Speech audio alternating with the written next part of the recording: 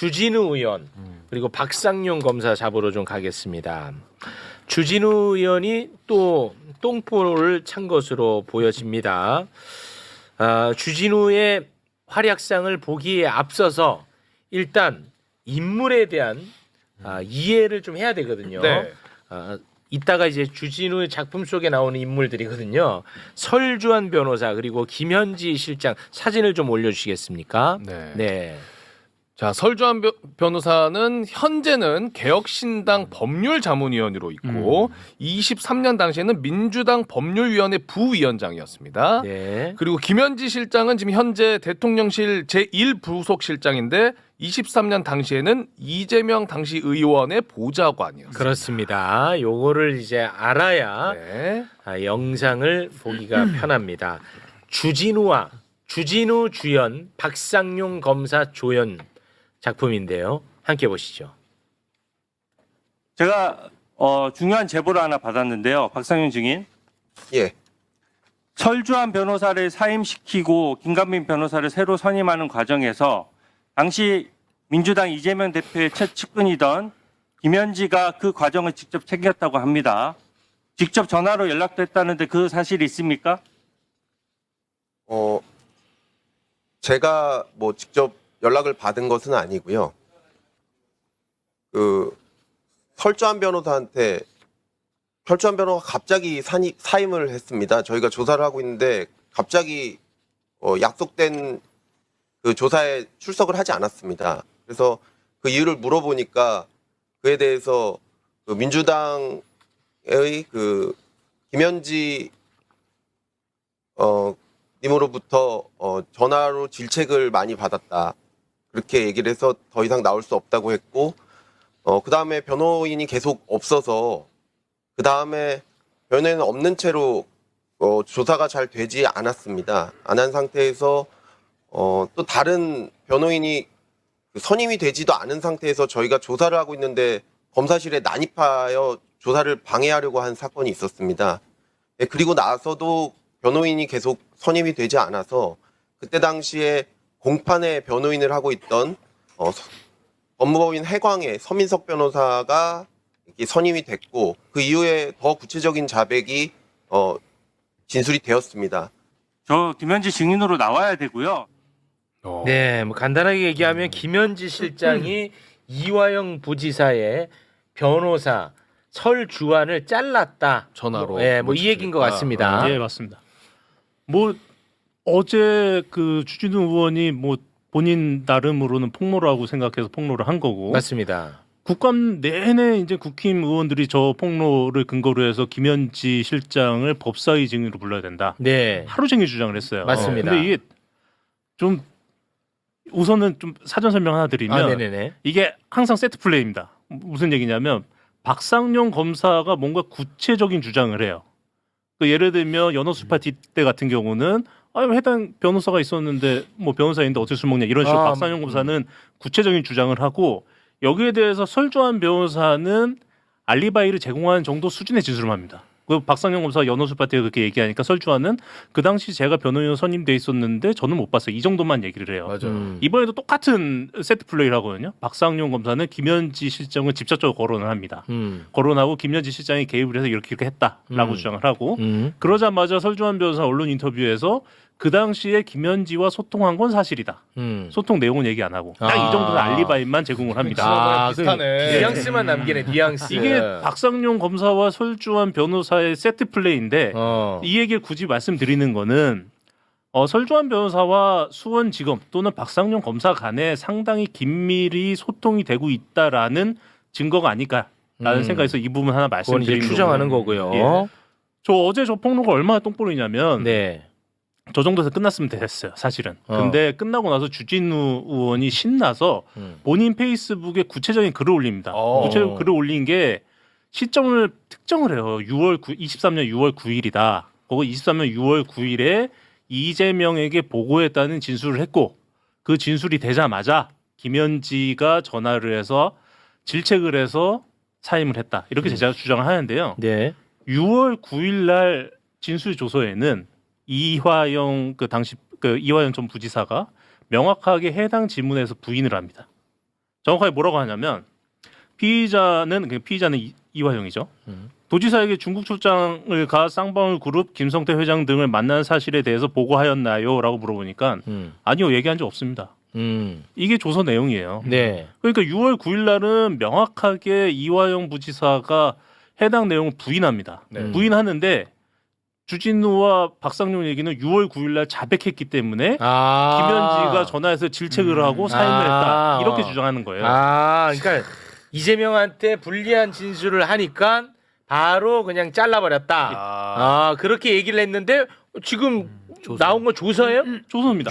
조서에는 제일 진짜 중요한 팩트다. 굉장히 중요한 얘기네. 이 얘기는. 그렇게 되고 저는 왜 저런 주장이 나왔을까 생각을 해보니 이거 제 추정인데 저 당시 설주환 변호사와 박상용이 저 당시에도 소통하고 있었다라고 생각이 들어요.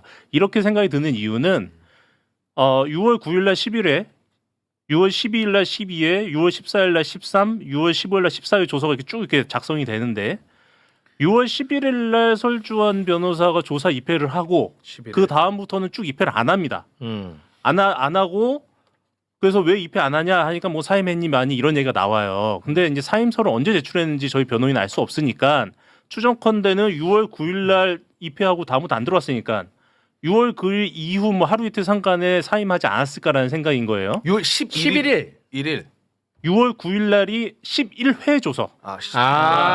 예. 그러니까 마지막이 6월 9일에 들어왔다고? 설주환이 들어온 마지막 조서는 6월 9일입니다. 6월 9일. 그러니까 박상용은 6월 9일 날 자백했고 자백하자마자 김현지가 전화해서 항의했고 설주환이 사임했다라고 하니까 네. 그 스토리로 가면 6월 9일 이후 아니 6월 10일이나 11일 이 정도에 사임한 걸로 추정이 되죠. 추정입니다. 예, 추정이 되는데 그 이후에 12일, 14일, 15일 3회 연속 변호인 없이 그 조서가 이루어져요.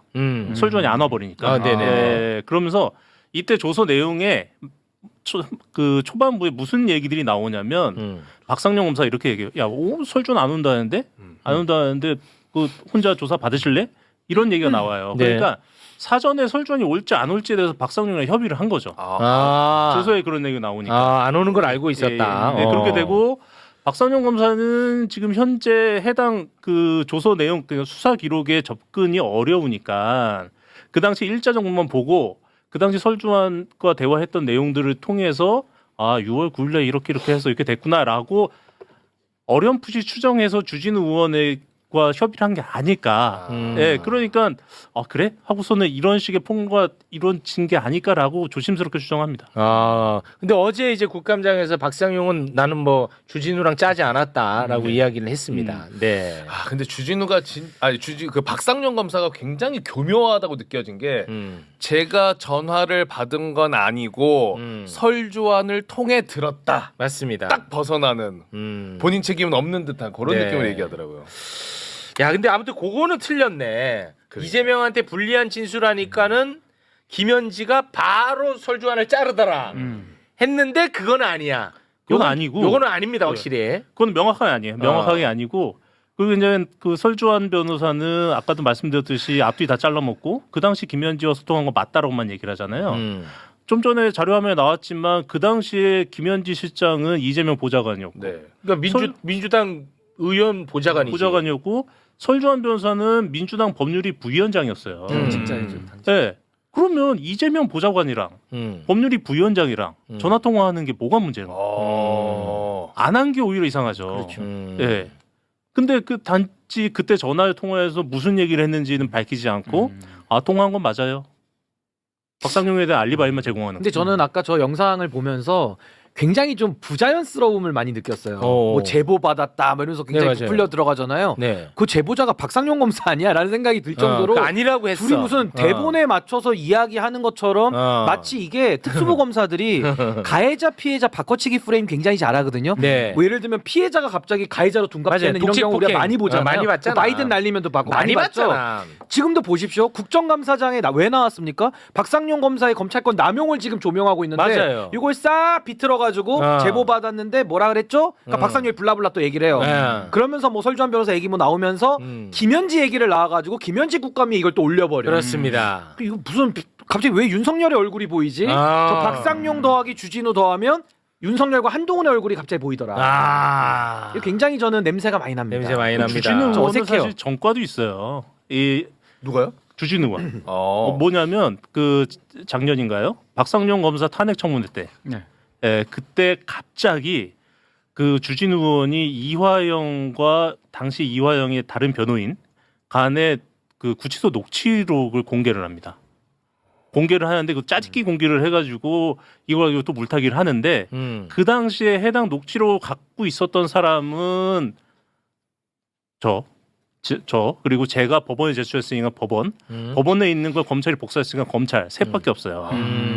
저는 주진우한테 안 줬고 법원에 줬을 리도 없고 그럼 검찰발밖에 없잖아요. 네, 검찰한테 소스 받아가지고 청문회에서 악의적인 편집해서 공개한 거예요. 근데 이번에도 저 내용을 알고 있는 사람은 박상용, 설주환밖에 없지 않습니까? 그렇죠. 네, 그럼 둘 중에 한 명한테 제보 받아가지고 세트 플레이 해가지고 공개했다라고 의심할 수밖에 없죠. 네. 근데 제가 이 얘기 나올 때마다 항상 좀 헷갈리는 게 뭐냐면요. 저는 이제 설주환 변호사가 누군지를 모르기 때문에. 근데 설주환 변호사가 왜 이화영 부지사의 변호를 했는데 왜 그렇게 이재명에게 불리한 이야기를 만들려고 했던 것처럼 보이는 거예요. 그럼 나는 그게 좀 이해가 잘 안 가더라고 이게. 우선 설주환 변호사는 이화영 측에서 적극적으로 선임한 변호사가 아닙니다.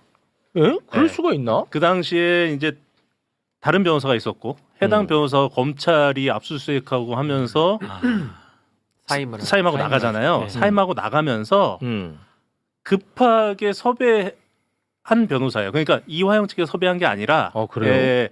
그냥 현근택 변호사가 못하게 더 나가니까 뭐 어떤 경로인지는 모르겠는데 뭐 소개받아서 오긴 했겠죠. 설주환 변호사가 먼저 찾아와가지고 제가 들어가겠습니다라고 한 변호사입니다. 아 이거 그러니까- 또 팩트 아니면 또 이거 고발당합니다. 팩트입니다. 팩트예요? 예. 이화영 그리고- 부지사 측에 예. 내가 근데 이제 하겠다고? 제가 추정컨대 현근택 변호사가 이제 나가니까 현근택 변호사도 그 당시 민주당 법률위 소속이었고 그렇죠. 법률에서 같이 활동했던 그 설주환 변호사를 추천하지 않았을까라는 추정이 있어요. 추정이 있는데 어쨌든 핵심은 이화영 측에서 먼저 섭외를 해가지고 우리 좀 해주세요라고 한 게 아니라 그건 아니고 현근택 변호사의 추천이든 아니든 간에 그쪽에서 먼저 연락이 와서 선임하게 된 변호사라는 거고 똑같이 6월 9일 이후에 이분이 사임을 하는데 사임할 때도 이화영 측과의 어떠한 협의도 없이 그냥 본인이 일반적으로 사임을 한 분입니다. 그냥 예, 이렇게 됐고 아무랑도 상의 안 전혀. 하고 그래서 사임하고 나서 그러니까 6월 9일 날 11회 조서를 하고 6월 12일 날 이제 12회 조서를 작성하는데 이때